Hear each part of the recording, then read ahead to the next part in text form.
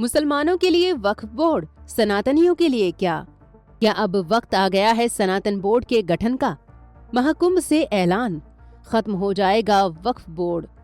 वक्फ board मुसलमानों की आवाज, उनकी सुरक्षा और उनकी परेशानियों को सुनने के लिए एक गैर सरकारी संस्था, हर मुद्दे पर उनकी आवाज बनना। दोस्तों, अब बात करें सनातनियों की, तो उनके लिए कौन सी संस्था बनी है, उसका क्या नाम है, कौन इसके लिए जवाबदेह है?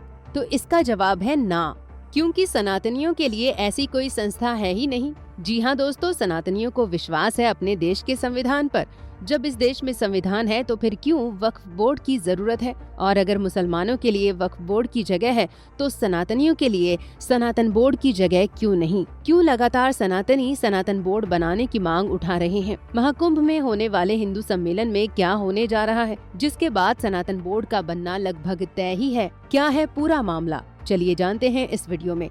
लेकिन वीडियो में आगे बढ़ने से पहले आप हमारे चैनल द कर्मा को सब्सक्राइब करना ना भूलें। दोस्तों, देश संविधान और कानूनों से चलता है, तो वक्फ बोर्ड समाप्त किया जाए। अगर वक्फ बोर्ड रहेगा तो सनातन बोर्ड भी बनाया जाए। दोस्तों, ये शब्द हैं अखिल भारतीय अखाड़ा परिषद और मां मनसा देवी मंदिर ट्रस्ट के अध्यक्ष महंत रविंद्र पुरी के। दोस्तों, ये कोई पहला मामला नहीं है जब भारत में सनातनियों के लिए सनातन बोर्ड बनाने को लेकर बयान सामने आया है। इससे पहले कई बड़े बड़े साधु संत इसकी मांग उठा चुके हैं, जिनका नाम है देवकी नंदन ठाकुर जी। ये संत भी पहले कई बार सनातन बोर्ड को बनाने के लिए आवाज उठा चुके हैं। देवकी नंदन ठाकुर का कहना है कि अब इस देश में वक्फ बोर्ड होगा तो सनातन बोर्ड भी बनाना होगा। सनातन बोर्ड क्यों बनना चाहिए, क्यों इतने साल बाद इसे बनाने की मांग उठ रही है, ये सब जानने के लिए पहले ये समझ लेते हैं कि कैसे वक्फ बोर्ड काम करता है और कौन इस संस्था को चलाता है। दोस्तों, वक्फ अरबी भाषा के वकुफा शब्द से बना है, जिसका अर्थ होता है ठहरना। वक्फ का मतलब है ट्रस्ट जायदाद को जन कल्याण के लिए समर्पित करना। वक्फ उस जायदाद को कहते हैं जो इस्लाम को मानने वाले दान करते हैं। ये चल अचल दोनों तरह की हो सकती है। ये दौलत वक्फ के तहत आती है। इसकी देखरेख और हिसाब किताब का पूरा काम वक्फ बोर्ड करता है। कोई भी वयस्क मुस्लिम व्यक्ति अपने नाम की प्रॉपर्टी वक्फ के नाम कर सकता है, लेकिन सिर्फ शर्त ये है कि उस जमीन के पूरे कागजात हों। वैसे वक्फ एक स्वैच्छिक कार्रवाई है जिसके लिए कोई जबरदस्ती नहीं होती।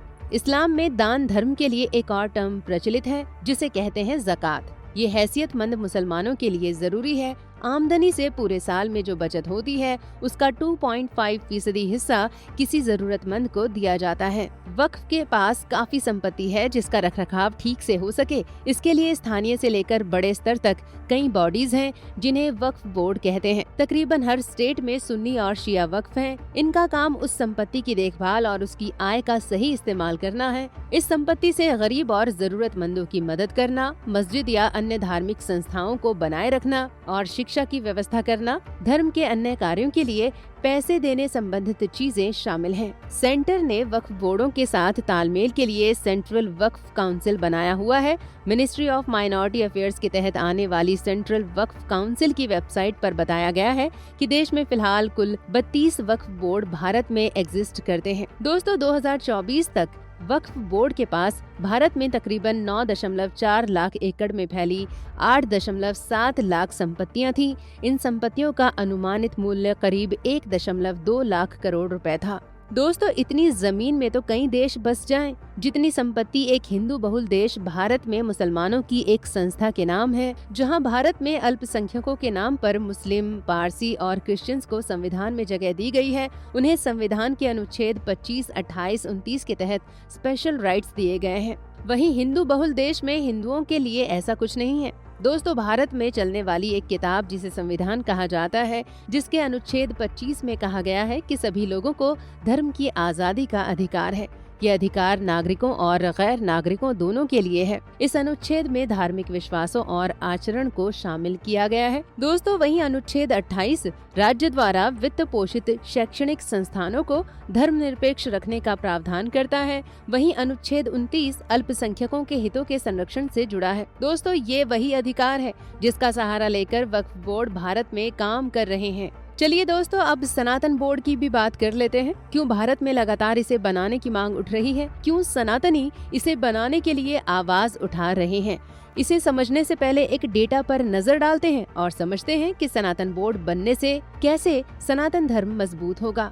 दोस्तों, भारत में कितने मंदिर हैं इस बात के कोई पक्के सबूत नहीं है, लेकिन जब हमने गूगल किया तो हमें कुछ खास जानकारी नहीं मिली। हालांकि अलग अलग डेटा रिसर्च कंपनियों ने कुछ आंकड़े जारी किए हैं जिन्हें हमने पढ़ा।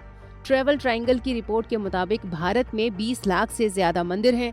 इनमें से 3 लाख मंदिर सिर्फ और सिर्फ तमिलनाडु में ही हैं। भारत का सबसे बड़ा मंदिर तिरुचिरापल्ली में स्थित श्री रंगनाथ स्वामी मंदिर है। इसके अलावा तिरुपति बालाजी मंदिर आंध्र प्रदेश के चित्तूर जिले में है। ये मंदिर भगवान विष्णु के अवतार श्री वेंकटेश्वर स्वामी को समर्पित है। पद्मनाभ स्वामी मंदिर तिरुवनंतपुरम शहर के बीच में स्थित है। दोस्तों, मंदिरों के बारे में जानकारी देने का मकसद ये है कि अगर मंदिरों में चढ़ने वाला चढ़ावा सनातन बोर्ड को मिलेगा तो क्या होगा। जैसे कि मस्जिदों में चढ़ने वाले दान की देखरेख वक्फ बोर्ड के अधीन की जाती है, ऐसा ही क्यों सनातनियों के साथ नहीं होता। जैसे ये लोग अपने धर्म के लिए इन पैसों से काम करते हैं, ऐसा सनातनियों के साथ क्यों नहीं होता, जबकि होना ऐसा ही चाहिए, पर ऐसा क्यों नहीं है। दोस्तों, केरल में त्रिवेंद्रम स्थित पद्मनाभ स्वामी मंदिर भारत का सबसे अमीर मंदिर माना जाता है। इस मंदिर के खजाने में हीरे, सोने के गहने और सोने से निर्मित मूर्तियां शामिल हैं। मीडिया रिपोर्ट्स के मुताबिक मंदिर की 6 तिजोरियों में 20 अरब डॉलर की कुल संपत्ति है। मंदिर में स्थापित महाविष्णु भगवान की मूर्ति सोने से बनी है। मूर्ति की अनुमानित कीमत 500 करोड़ रुपए है। दोस्तों, ये सिर्फ एक मंदिर की बात है। सोचिए, भारत में करीब 20 लाख मंदिर हैं। अगर हर मंदिर में एक साल में 1 लाख रुपए का चढ़ावा भी मिलता है तो एक साल में करोड़ों रुपए सनातन बोर्ड को मिल जाएंगे। और जरा सोचिए, अगर ये पैसा सरकार के पास ना जाए, यानी सनातन बोर्ड को ये पैसा मिले, तो सनातन धर्म के प्रचार प्रसार और उसके उत्थान के लिए कितने काम हो सकेंगे।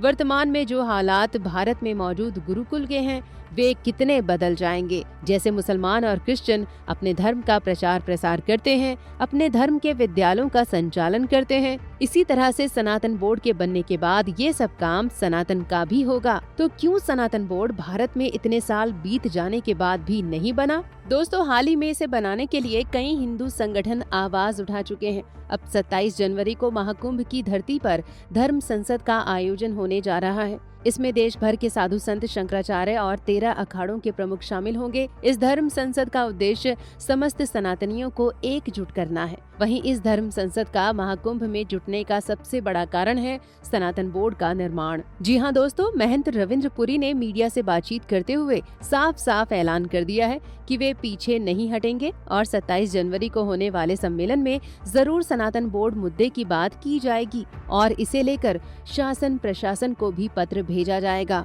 दोस्तों, जरा सोचिए, अगर भारत जैसे हिंदू बहुल देश में सनातन बोर्ड का निर्माण हो जाता है तो सनातन के उत्थान के लिए कितना फायदा होगा। ये संस्था सनातन के उत्थान के लिए काम करेगी।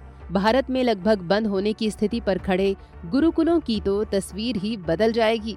जहां मंदिरों में चढ़ने वाले करोड़ों अरबों रुपए के चढ़ावे से सरकार दूसरे सामाजिक कार्य करती है, वहीं इस धन का उपयोग सनातन के लिए किया जाएगा। तो दोस्तों, आप क्या सोचते हैं इस विषय पर? हमारा मतलब है कि भारत में सनातन बोर्ड बनना चाहिए या नहीं, हमें कमेंट सेक्शन में जरूर बताइएगा। और हाँ दर्शकों, अगर आपको हमारा ये वीडियो पसंद आया हो तो इसे लाइक और शेयर करना बिल्कुल ना भूलें और वीडियो के आखिर में जाते जाते हमारे चैनल द कर्मा को सब्सक्राइब जरूर करें। जय सनातन।